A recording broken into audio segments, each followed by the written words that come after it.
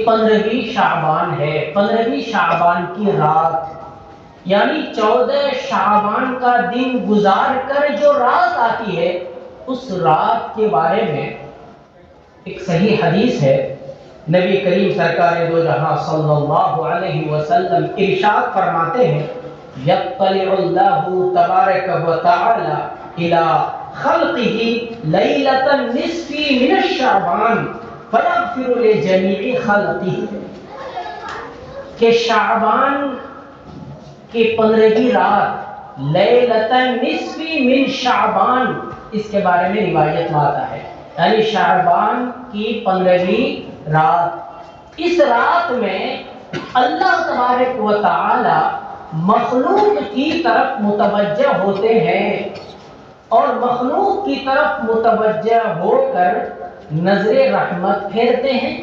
دوسری روایت کے الفاظ ہے کہ مومنین کی مغفرت فرماتے ہیں، اس رات میں مومنین کی مغفرت فرماتے ہیں سوائے کافر کے اور کینہ پرور کے۔ دوسری روایت میں مشرک کا بھی لفظ ہے اور کینہ پرور، یعنی یہ وہ رات ہے کہ اللہ تبارک و تعالی تمام مخلوق کی طرف، تمام مومنین کی طرف نظر رحمت پھیرتے ہیں اور ان کی مغفرت فرماتے ہیں سوائے مشرکین کے، کفر و شرک کرنے والوں کے، اور اسی طرح سے جو لوگ کینہ پرور ہوتے ہیں۔ کینہ پرور کا مطلب کیا؟ یعنی دوسرے کے بارے میں اپنے دل میں بغض رکھنا، کینہ رکھنا، طرح طرح کے خیالات کو اپنے دل میں رکھنا۔ ان لوگوں کے علاوہ کی طرف اللہ تبارک و تعالی نظر رحمت فرماتے ہیں اور ان کی مغفرت فرماتے ہیں۔ یہ بالکل صحیح حدیث ہے کہ نبی کریم سرکار دو جہاں صلی اللہ علیہ وسلم نے اس رات کی اہمیت کی طرف اشارہ کرتے ہوئے آپ نے فرمایا کہ اللہ تبارک و تعالی نظر رحمت پھیرتے مومن کی طرف، مگر دو لوگوں کی طرف، مشرک و کافر۔ تو سب سے پہلی چیز اللہ تبارک و تعالی ہم لوگوں کو شرک و کفر سے ہم سب کی حفاظت فرمائے، ہر ایسے عمل سے ہم سب کی حفاظت فرمائے جو عمل کفر و شرک کی طرف پہنچانے والا ہو۔ خاص طور سے آج کے ماحول میں ہمارے نوجوان بچے اور بچیوں کو اللہ ایسے عمل کرنے سے پہنچائے جو کفر و شرک کی طرف پہنچاتا ہو۔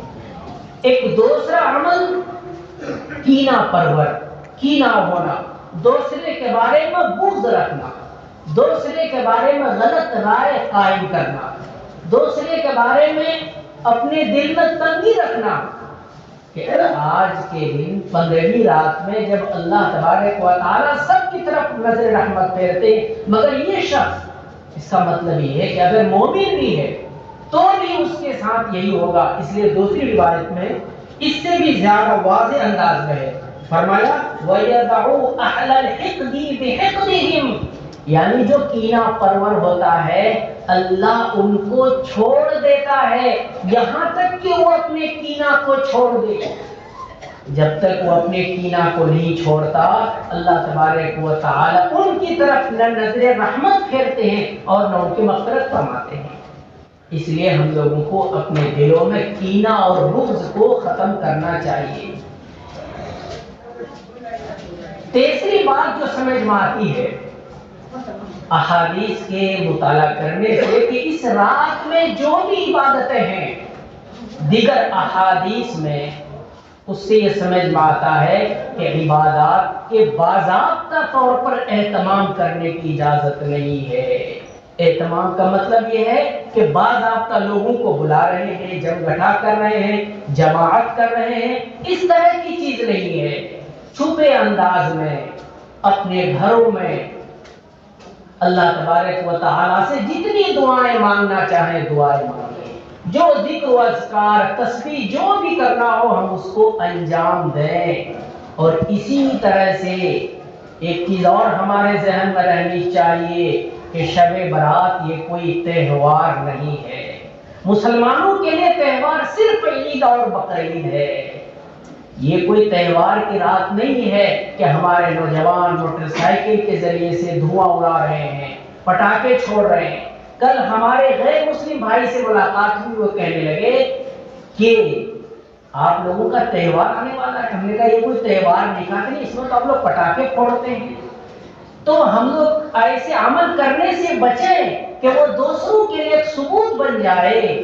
ہمارا کوئی عمل ایسا نہیں ہے جس میں پٹاخے پھوڑے جاتے ہیں۔ میرے بزرگوں، اس رات کو اسی طرح سے دیگر راتوں کو خالص اللہ کے لیے، اللہ تبارک و تعالی سے توبہ اور استغفار کے لیے گزاریے۔ اللہ تبارک و تعالی ہم سب کو عمل کی توفیق